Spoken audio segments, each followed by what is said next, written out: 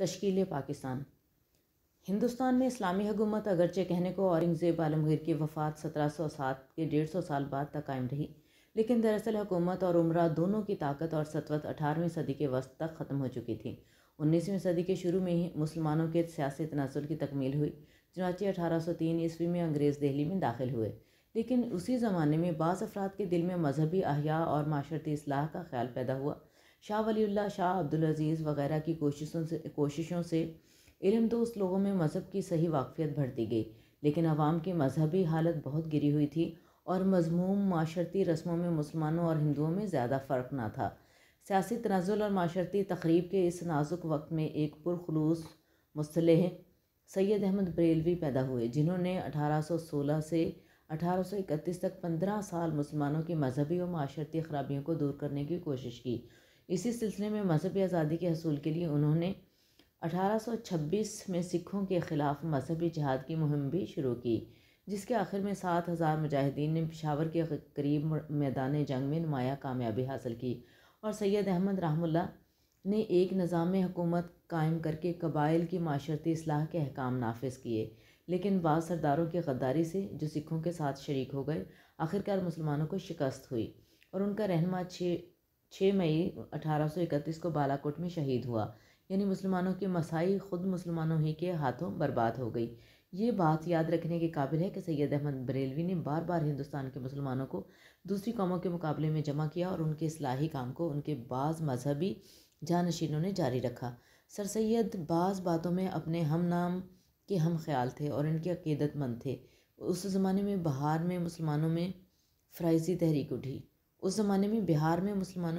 تحریک اٹھی، جس کا مقصد غریب مسلمانوں کی ناگفتبہ حالت کی اصلاح اور ان کی امداد تھا۔ 1857 عیسوی میں مسلمانوں کی رہی سہی عزت بھی خاک میں مل گئی۔ انگریزی حکومت 100 سال سے ان کی ذلت کے در پہ تھی۔ بتدریج مسلمانوں کی زمینیں اور عہدے چھین لیے گئے، اسلامی تعلیم کے ذرائع ختم کر دیے گئے اور 1837 میں فارسی زبان عدالتوں سے خارج کر دی گئی۔ 1857 کے بعد ان پر عتاب اور دباؤ بڑھتا گیا۔ اس طرح مسلمان پسپا بھی ہوئے اور ان مظالم سے متاثر ہو کر نئی حکومت اور ان کے اداروں سے بیزار بھی ہوتے گئے۔ ادھر ہندوؤں کی بے رخی نے ان کے زخموں پر اور بھی نمک چھڑکا۔ اس ناگفتبہ حالت میں ایک دور اندیش ہمدرد ملت اٹھا، جس نے اپنی مایوس اور پسماندہ قوم کو امید، محنت اور ترقی کا زندگی بخش پیغام دیا۔ یہ مرد خدا سر سید احمد خان تھے۔ یہ انہی کی جد و جہد کا نتیجہ تھا کہ گو ملک ہاتھوں سے گیا، ملت کی آنکھیں کھل گئیں۔ سر سید نے قدامت پسند مسلمانوں کو نئے زمانے کی ضروریات سے آگاہ کیا اور ہزار دقتوں سے ان کو نئے علوم کے حصول اور نئی حکومت سے تعاون پر آمادہ کیا۔ اپنی مذہبی تصانیف اور رسالہ تہذیب الاخلاق کے اجرا سے انہوں نے ثابت کر دکھایا کہ اسلام عقل کے اصولوں پر مبنی ہے۔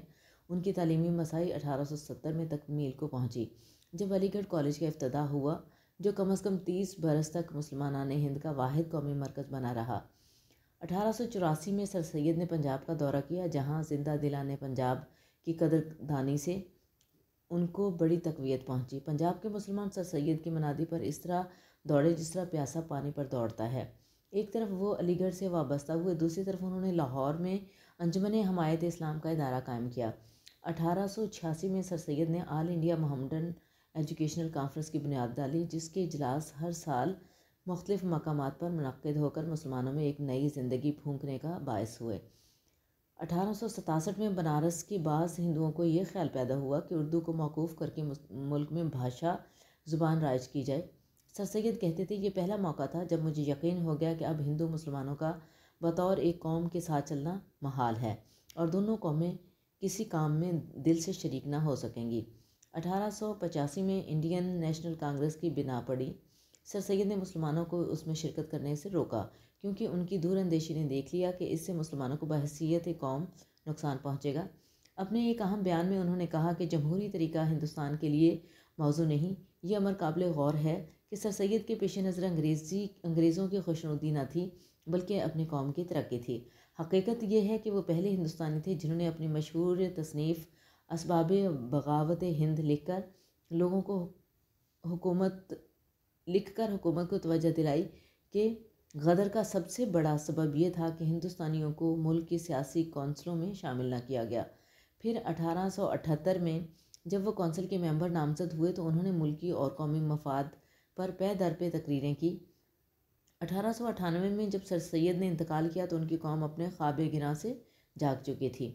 سر سید کے بعد ان کے رفقا نے ان کا شاندار کام جاری رکھا۔ محسن الملک، وقار الملک، حالی، نذیر احمد، ذکاء اللہ شبلی وغیرہ نے تعلیمی، سیاسی اور ادبی خدمات سر انجام دی۔ محسن الملک نے علی گڑھ کالج کو ترقی دی۔ وقار الملک نے ایک سیاسی جماعت کی تشکیل میں معاون ہوئے۔ حالی کی مسدس نے ہندوستانی مسلمانوں کی زندگی میں انقلاب کی لہر دوڑا دی۔ شبلی نے اسلامی تاریخ کے آئینے میں انہیں اپنی گزشتہ عظمت دکھا کر ان کے دلوں کو گرما دیا۔ امیر علی نے اپنی انگریزی تصانیف سے مغربی حلقوں میں اسلام کی وقت پیدا کی۔ علی گڑھ تحریک کی وجہ سے قوم میں کئی اور تحریکات شروع ہو گئیں۔ اختلافات ضرور رونما ہوئے لیکن ایک حد تک یہ نئی زندگی کا نشان تھے۔ سر سید، امیر علی اور دیگر بزرگوں نے اسلام کو مغربی علوم سے اس طرح جا ملایا تھا کہ اسے ایک ترقی یافتہ مذہب ثابت کیا، لیکن اس جدید علم الکلام کے رد عمل کے طور پر بعض اور مذہبی مسائل بروئے کار آئیں۔ شبلی نے لکھنؤ میں ندوۃ العلماء قائم کیا۔ دیوبند میں علماء نے قدیم طرز کی درسگاہ بنا کر ملک میں قدیم اسلامی علوم کے چراغ روشن کیے۔ ان مسائل کا نتیجہ یہ ہوا کہ مذہب سے بیگانگی بہت حد تک کم ہو گئی اور مغرب کی ذہنی غلامی سے نجات ملی، لیکن ساتھ ہی ایک ایسی فضا بھی پیدا ہو گئی جس میں اپنی ہر چیز اچھی اور دوسروں کی ہر چیز بری نظر آنے لگی۔ اس کی اصلاح ضروری ہو گئی۔ اقبال رحمہ اللہ نے آ کر اسلامی و مغربی علوم کے غیر مطالعے کے بعد اپنا خاص اسلامی فلسفہ قوم کے سامنے پیش کیا، جس کا مقصد کامل ترین انسان کی انفرادی و اجتماعی نشو و نما ہے۔ اقبال کا خیال ہے کہ انسان اطاعت، ضبط نفس اور نیابت الہی کی 3 منزلیں طے کرتا ہوا خود ہی کی انتہائی بلندی پر پہنچ سکتا ہے۔ اس ارتقاء میں اسے مذہب کی رہنمائی درکار ہے۔ اقبال نے 4 چیزوں پر زور دیا۔ اول توحید، جس پر پورا ایمان عملاً انسان کو خوف و مایوسی سے آزاد کر دیتا ہے، نیز توحید الہی توحید انسانی میں پرتوفگن ہوتی ہے۔ دوم، رسول اکرم صلی اللہ علیہ وآلہ وسلم سے محبت اور ان کی مکمل تقلید۔ سوم، قرآن کا مطالعہ اور اس کی تعلیمات کی پیروی۔ چہارم، رجایت یعنی مایوسی اور غم پسندی کو ترک کر کے امید، ہمت اور جرأت کی راہ اختیار کرنا۔ اقبال نے سچے مومن کی یوں تعریف کی ہے: ہر لحظہ ہے مومن کی نئی شان نئی آن، گفتار میں کردار میں اللہ کی برہان، قہاری و غفاری و قدوسی و جبروت، یہ 4 عناصر ہوں تو بنتا ہے مسلمان، جس سے جگر لالہ میں ٹھنڈک ہو وہ شبنم، دریاؤں کے دل جس سے دہل جائیں وہ طوفان۔ اقبال نے اپنی قوم کو یہ کہہ کر جگایا اور اکسایا کہ چلنے والے نکل گئے ہیں، جو ٹھہرے ذرا کچل گئے ہیں۔ اپنے رہنماؤں کی پکار سن کر مسلمان قوم ترقی کی راہ پر کچھ چلنے تو لگی، لیکن جا بجا ٹھوکریں کھاتے ہوئے۔ معاشی حیثیت سے وہ اپنے ہمسایوں سے کہیں پیچھے رہی، تعلیمی حیثیت سے وہ ضرور کچھ پڑھی لیکن پھر بھی پسماندہ رہی۔ البتہ اپنی قومی زبان و ادب کو اس نے باوجود اپنے انحطاط کے خوب چمکایا۔ اردو علم و ادب اور صحافت کو ترقی ہوئی اور ملک میں جا بجا اردو کی علمی و ادبی انجمنیں پھیل گئیں۔ علی گڑھ کالج 1920 میں یونیورسٹی کے درجے تک پہنچ گیا اور مجملہ حیدرآباد دکن کی دوسری ترقیات کے وہاں جامعہ عثمانیہ کا شاندار ادارہ قائم ہوا۔ متمدن زندگی کے اکثر شعبوں میں مسلمان دوسروں سے پیچھے ضرور تھے، لیکن یہ بات اب ان پر اور دوسروں پر ظاہر ہو گئی کہ جب بھی اور جہاں بھی وہ بڑھنے کی کوشش کریں وہ دوسروں سے ہٹیے نہیں رہتے۔ البتہ باوجود ان سب ترقیوں کے یہ امر اظہر من الشمس تھا کہ جب تک قوم سیاسی حیثیت سے مضبوط و متحد نہ ہوگی، ان کی ساری روایات اکارت جائیں گی اور ان کے سارے ارادے دھرے کے دھرے رہ جائیں گے۔ مسلمانان ہند کی جدید سیاسی زندگی کی داستان یہ ہے کہ انڈین نیشنل کانگریس کے قیام کے بعد گو سر سید نے علی گڑھ میں مسلمانوں کے سیاسی حقوق کے تحفظ کے لیے قدم اٹھایا، لیکن بالعموم ان کی قومی سیاست یہی تھی کہ مسلمان ملکی سیاست سے الگ تھلگ رہیں اور پہلے مغربی علوم کے حصول سے اپنی قوم کی حالت کو درست اور مضبوط کر لیں۔ مگر 20ویں صدی کے شروع سے ایشیا اور اس کے ساتھ ہندوستان میں صورتحال دگرگوں ہونے لگی۔ جاپان کی فتح سے ہندوؤں میں جذبہ قومیت ابھرا اور انہوں نے تقسیم بنگال کے خلاف 1905 میں ایک زبردست تحریک شروع کی۔ علاوہ ازیں اردو ہندی جھگڑے کے سلسلے میں یوپی کی حکومت نے علی گڑھ کے تعلیمی اداروں کو اس نیم سیاسی مسئلے میں دخل دینے سے حکماً روک دیا، جس کی وجہ سے مسلمانوں کے لیے اور بھی ضروری ہو گیا کہ وہ اپنے تمدنی اور سیاسی حقوق کی حفاظت کے لیے ایک سیاسی جماعت کی بنیاد رکھیں۔ یوں دسمبر 1906 میں مسلم لیگ قائم ہوئی اور 1909 کی اصلاحات میں مسلمانوں نے جداگانہ انتخابات کا اہم حق حاصل کیا۔ پھر تقسیم بنگال کی تنسیخ 1911 اور جنگ بلقان و طرابلس 1912 سے جب مسلمانوں کو یقین ہو گیا کہ ان کے قومی اور بین الاقوامی حقوق حکومت برطانیہ کے ہاتھ میں محفوظ نہیں رہ سکتے، تو انہوں نے ہندوستان کے لیے سیلف گورنمنٹ کا مطالبہ کیا۔ 1913 اور کانگریس کی طرف تعاون کا ہاتھ بڑھایا۔ جنگ عظیم اول نے ہندوستانیوں کے دل میں حرکت پیدا کی اور کانگریس اور لیگ میں میثاق لکھنؤ کا مشہور معاہدہ ہوا، جس کی وجہ سے برطانیہ 20 اگست 1917 کو یہ اعلان کرنے پر مجبور ہو گیا کہ ہندوستان کو بتدریج خود اختیاری حکومت دی جائے گی۔ لیکن جنگ کا ختم ہونا تھا کہ برطانوی حکومت نے ہندوستان سے طوطے کی طرح آنکھیں پھیر لیں اور ظالمانہ قوانین نافذ کرنے کی ٹھان لی۔ 1919 اور ادھر یورپ میں ترکی کے حصے بکھرے کرنے کی سازش کی۔ اس پر گاندھی نے علی برادران کی مدد سے عدم تعاون کی زبردست تحریک شروع کی۔ 1920 لیکن اس تحریک کا ختم ہونا تھا کہ دوسرے ہندو لیڈروں نے شدھی اور سنگٹھن کی اشتعال انگیز کارروائیوں سے ہندو مسلم تعلقات کو قطعاً خراب کر دیا۔ اس زمانے میں مسلمان لیڈر غفلت کی نیند سوئے رہے، لیکن سائمن کمیشن کی آمد اور نہرو رپورٹ کی مسلم کش تجاویز پر وہ اپنے خواب سے چونکے۔ 1928 اور آل انڈیا مسلم کانفرنس میں جمع ہو کر انہوں نے ایک متحدہ سیاسی مطالبہ جو مسٹر جناح کے 14 نکات سے مطابقت رکھتا تھا، دنیا کے سامنے پیش کیا۔ 1929 ادھر کانگریس نے گاندھی کی قیادت میں مکمل آزادی کا اعلان کر کے سول نافرمانی کی تحریک شروع کر دی۔ 1930 اس دوران میں لندن میں گول میز کانفرنس کا انعقاد ہوا۔ 1930 تا 1932 اور برطانوی حکومت نے اپنا فرقہ وارانہ فیصلہ سنایا، لیکن ہندو لیڈروں کی ہٹ دھرمی کے باعث ہندوؤں اور مسلمانوں میں کوئی سمجھوتا نہ ہو سکا۔ 1935 میں نیا گورنمنٹ آف انڈیا ایکٹ نافذ ہوا، جس کی روح سے مرکز میں فیڈریشن اور صوبوں میں خود اختیاری حکومت کا نفاذ طے پایا۔ 1937 کے انتخابات کے بعد کانگریس پہلے 6 اور پھر 2 اور صوبوں میں حکومت کرنے لگی، جس سے ان کا سر پھر گیا اور اس نے مسلم لیگ سے منہ پھیر کر مسلمانوں کو بحیثیت قوم کے ملیمیٹ کرنے کا مصمم ارادہ کر لیا۔ چنانچہ کانگریسی حکومتوں نے اردو کو مٹایا، ہندی کو ابھارا اور ہندوانہ تمدن کے دیگر اداروں اور نشانات کو فروغ دے کر ہندوستانی مسلمانوں کی جداگانہ ہستی کو ہندوؤں میں مدغم کرنے کی 20 اعلانیہ و خفیہ مساعی کیں۔ یہ ہندوستان کے مسلمانوں کے لیے ایک بے حد نازک وقت تھا۔ مسلمانوں میں کہنے کو کئی سیاسی جماعتیں تھیں۔ مسلم لیگ جو 1906 میں قائم ہوئی، کبھی جاگتی کبھی سوتی رہی۔ اس کے بعد 1919 کے ہنگامہ خیز سال میں جمعیت العلماء بنی۔ 1929 میں خدائی خدمتگار اور مجلس احرار کا قیام عمل میں آیا اور اسی سال میں نیشنلسٹ مسلمانوں نے بھی اپنی ایک کانفرنس منعقد کی۔ 1937 میں جب کانگریس برسر اقتدار آئی اور اس نے مسلمانوں کی قومی ہستی کو ختم کرنا چاہا، تو سوال پیدا ہوا کہ مسلمان اس کا کیا جواب دیتے ہیں۔ اس خطرناک وقت میں مسلم لیگ کی قیادت جس زبردست شخصیت کے ہاتھ میں تھی، اس نے کانگریس کے چیلنج کو دلیری سے قبول کیا۔ یہ قائد اعظم محمد علی جناح رحمۃ اللہ علیہ تھے، جو ایک طرف سیاسی بات چیت میں انگریزی حکومت اور کانگریسی لیڈروں کے ساتھ پورے اترے اور دوسری طرف اپنی لاجواب شخصیت کے بل پر ایک پراگندہ اقلیت کو ایک مستقل قوم بنانے میں نمایاں طور پر کامیاب ہوئے۔ اکتوبر 1937 میں لکھنؤ میں آل انڈیا مسلم لیگ کے 25ویں سالانہ اجلاس سے اسلامی ہند کی تاریخ بیداری کا ایک نیا دور شروع ہوا۔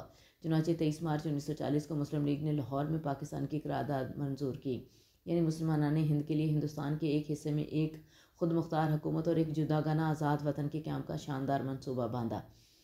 اس سے مسلمان قوم میں زندگی کی ایک برقی رو دوڑ گئی۔ اب وہ محض تحفظات و مراعات کی سائل نہ رہی، بلکہ ایک علیحدہ مستقل آزاد قومیت کی دعوے دار بن گئی، جس کی ایک اپنی جدا حکومت ہو، ایک اپنی جدا تہذیب اور ایک اپنا جدا غنم وطن ہو۔ پاکستان کی تجویز کے بعد اس منصوبے کو تفصیل سے مکمل کرنے کی ضرورت پیش آئی۔ چنانچہ 1944 میں معاشی مسئلے پر غور کرنے کے لیے ایک تعمیری کمیٹی وضع کی گئی، تعلیمی مسئلے کے لیے ایک تعلیمی کمیٹی بنی اور دیگر اہم مسائل کے لیے مصنفین کی ایک کمیٹی بنائی گئی۔ 1944 میں پنجاب میں مسلم لیگ اور یونینس وزارت میں جھگڑا پیدا ہوا اور بمبئی میں گاندھی اور جناح کی ملاقات ہوئی مگر ناکام رہی۔ 1945 میں شملہ کانفرنس میں کانگریس اور لیگ کو پھر اکٹھا بلایا گیا مگر کچھ نتیجہ نہ نکلا۔ آخر حکومت ہند نے نئے انتخابات کا اعلان کیا اور کہا کہ برطانوی مزدور حکومت کے پیش نظر ہندوستان کو خود اختیاری حکومت دینا ہے۔ نئے انتخابات میں جو 1945-46 کے موسم سرما و بہار میں ہوئے، ہندوؤں میں کانگریس اور مسلمانوں میں مسلم لیگ پورے طور پر کامیاب ہو گئی۔ اتنے میں برطانوی حکومت نے 1946 میں پہلے ایک وفد کو اور پھر ایک وزارتی مشن کو ہندوستان بھیجا تاکہ یہاں کی سیاسی گتھی کو سلجھائے۔ مشن نے ہندوستان کی حکومت کے لیے ایک نئی اسکیم پیش کی، لیکن مشن کی کانگریس نواز پالیسی سے ناراض ہو کر مسلم لیگ نے اس اسکیم کو ٹھکرا دیا اور گو آخر کار وہ بھی مرکز کی عارضی حکومت میں شریک ہو گئی۔ لیکن ادھر نہ صرف کانگریس اور لیگ میں بات بات پر اختلافات رونما ہوئے، بلکہ ملک بھر میں جا بجا ہندو مسلمانوں میں شدید فرقہ وارانہ مناقشات اور فسادات برپا ہو گئے۔ کانگریس نے مسلم لیگ سے باعزت سمجھوتہ کرنے سے انکار کر دیا۔ برطانوی حکومت نے پہلے یہ اعلان کیا کہ وہ کسی ایسے دستور کو ملک میں نافذ نہیں کرے گی جس پر دونوں بڑی جماعتوں کا اتفاق رائے نہ ہو، اور پھر فروری 1947 میں یہ فیصلہ کیا کہ برطانیہ جون 1948 تک ہندوستان کو خالی کر دے گا۔ جنوری 1947 میں پنجاب میں مسلم لیگ کی ایک زبردست تحریک اٹھی جس میں مردوں اور عورتوں نے یکساں حصہ لیا اور جو صرف ایک ماہ جاری رہ کر بہت نتیجہ خیز ثابت ہوئی۔ برطانوی حکومت اس سے متاثر ہوئی اور اسے یقین ہو گیا کہ اسلامیان ہند کے قومی مطالبے کو اب دیر تک معرض التوا میں نہیں رکھا جا سکتا۔ ادھر پاکستان کے مخالفین نے ملک بھر میں فرقہ وارانہ فسادات کا سلسلہ شروع کر دیا جو اخیر سال تک جاری رہا اور جس کے ضمن میں ایک منظم سازش کے تحت 8-10 لاکھ بے گناہ مسلمانوں کو بے رحمی سے تحت دیگ کر دیا گیا۔ اسی دوران میں برطانیہ نے 3 جون کو ہندوستان اور پاکستان کی آزادی کے متعلق اپنا نیا منصوبہ شائع کیا، جس کے مطابق 15 اگست 1947 کو دونوں ملکوں میں 2 علیحدہ خود مختار حکومتیں قائم ہو گئیں۔ یوں اسلامی ہند کے 10 کروڑ فرزندان نے توحید کی تنظیم اور قربانیاں پھل لائیں اور مشرقی و مغربی ہند میں مشرقی و مغربی پاکستان کی بنیاد پڑی۔ پاکستان کی قیام سے نہ صرف ہندوستان کے براعظم اور ایشیا میں بلکہ ساری اسلامی دنیا میں ایک ایسا قوت آفرین تغیر رونما ہو گیا ہے جس کے غیر معمولی نتائج کا دنیا ابھی صحیح طور پر اندازہ نہیں کر سکتی۔ ادھر یہ امر پاکستان کی ملت اسلامیہ پر روز بروز واضح ہو رہا ہے کہ اگر اسے اپنے اور دنیا کی طرف اپنا اسلامی اور انسانی فرض ادا کرنا ہے تو پاکستان کی حکومت لازمی طور پر اسلامی جمہوریت کے ترقی پرور اصولوں پر قائم ہوگی، جس میں مسلم اور غیر مسلم دونوں سے مساوی سلوک کیا جائے گا، جس میں بڑے بڑے سرمایہ داروں کے لیے جگہ نہ ہوگی بلکہ جس میں غریبوں اور کارکنوں کا خاص طور پر خیال رکھا جائے گا، جس میں عورت کے حقوق اور اس کی شخصیت محفوظ ہوگی، جس میں دولت ادھر تمام لوگوں میں مناسب طور پر تقسیم ہو کر اور ادھر بیت المال میں جمع ہو کر عوام الناس کا معیار زندگی بڑھانے کے کام آئے گی۔ مسلمانوں کا نصب العین اسلام ہے، وہ اسلام نہیں جس کا ڈنکا مطلق عنان بادشاہوں اور خود غرض عمرہ نے بجایا، بلکہ وہ اسلام جس کا حامل قرآن ہے، جس نے صرف اندیکھے خدا کے آگے سر جھکانا سکھایا، اور اسلام جس کا نمونہ حضرت صلی اللہ علیہ وآلہ وسلم اور خلفائے راشدین کے عہد میں مسلمانوں کی زندگیوں میں نظر آتا ہے۔ وہ سچائی، وہ دلیری، وہ خود اعتمادی، وہ انکسار و امن پسندی، وہ محنت و مساوات، وہ صبر و تقویٰ، وہ مسلم و غیر مسلم سب کی خدمت، سب کے حقوق کا تحفظ، سب سے رواداری اور محبت۔ یہ ہے پاکستان، یہ ہے پاکستان کے مسلمانوں کا نصب العین۔ ہمارے قومی شاعر نے اپنی قوم کے ہر فرد پر خوب روشن کر دیا ہے۔ پرے ہے چرخ نیلی فام سے منزل مسلماں کی، ستارے جس کی گرد راہ ہوں وہ کارواں تو ہے۔ کارنامہ اسلام۔